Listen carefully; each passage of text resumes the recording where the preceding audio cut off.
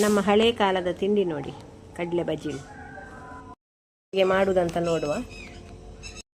ಬಣಾಲೆಗೆ ಸ್ವಲ್ಪ ಎಣ್ಣೆ, ಸ್ವಲ್ಪ ಬೆಳ್ಳುಳ್ಳಿ ಹಾಕ್ತಾ ಇದ್ದೇನೆ. ಆಮೇಲೆ ಸ್ವಲ್ಪ ಸಾಸಿವೆ, ಕರಿಬೇವು ಎಲ್ಲವನ್ನು ಹಾಕುವ. ಒಣಗಿದ ಮೆಣಸು ಕೂಡ ಹಾಕ್ತಾ ಇದ್ದೇನೆ. ಸ್ವಲ್ಪ ನೀರುಳ್ಳಿ ಚೆನ್ನಾಗಿ ಫ್ರೈ ಮಾಡುವ. ಒಂದು ಟೊಮೆಟೊ ಕೂಡ ಹಾಕ್ತಾ ಇದ್ದೇನೆ. ರುಚಿಗೆ ತಕ್ಕಷ್ಟು ಉಪ್ಪು, ಆಮೇಲೆ ಕಾಲು ಚಮಚ ಅರಶಿನ,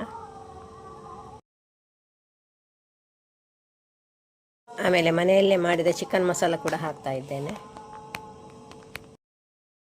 ಸ್ವಲ್ಪ ನೀರು ಕೂಡ ಹಾಕ್ತಾ ಇದ್ದೇನೆ. ಚೆನ್ನಾಗಿ ಫ್ರೈ ಮಾಡುವ. ಇದು ಬೇಯಿಸಿದ ಕಡಲೆ ಮಸಾಲೆಗೆ ಹಾಕ್ತಾ ಇದ್ದೇನೆ.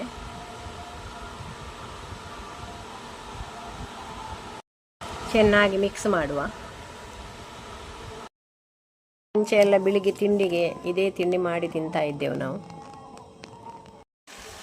ಈಗ ಸ್ವಲ್ಪ ತೆಂಗಿನ ತುರಿಯನ್ನು ಕೂಡ ಹಾಕ್ತಾ ಇದ್ದೇನೆ. ಈಗ ಕಡಲೆಗೆ ಸ್ವಲ್ಪ ಅವಲಕ್ಕಿ ಮಾಡ್ತಾ ಇದ್ದೇನೆ. ಎಣ್ಣೆ, ಸಾಸಿವೆ, ಕರಿಬೇವು, ಉದ್ದಿನಬೇಳೆ, ಒಂದೆರಡು ಮೆಣಸು ಎಲ್ಲ ಹಾಕಿ ಒಂದು ಒಗ್ಗರಣೆ ಮಾಡುವ.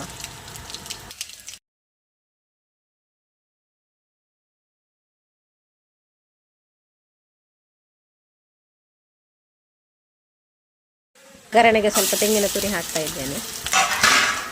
ಇದನ್ನು ಆರ್ಲಿಕ್ಕೆ ಬಿಡುವ.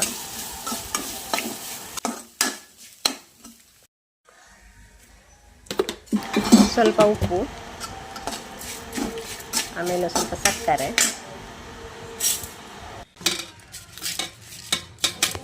ಮೆಣಸನ್ನು ಚೆನ್ನಾಗಿ ಪುಡಿ ಮಾಡುವ. ನೋಡಿ ಈ ಥರ. ಮಸಾಲೆ ಎಲ್ಲ ತಣ್ಣಗಾಗಿದೆ. ಈಗ ಅವಲಕ್ಕಿ ಹಾಕಿ ಕಲಸುವ.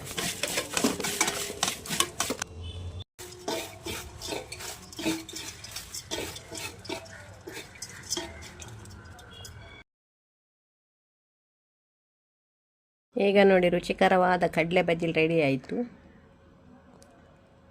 ಸೂಪರಾಗಿದೆ ಇದು.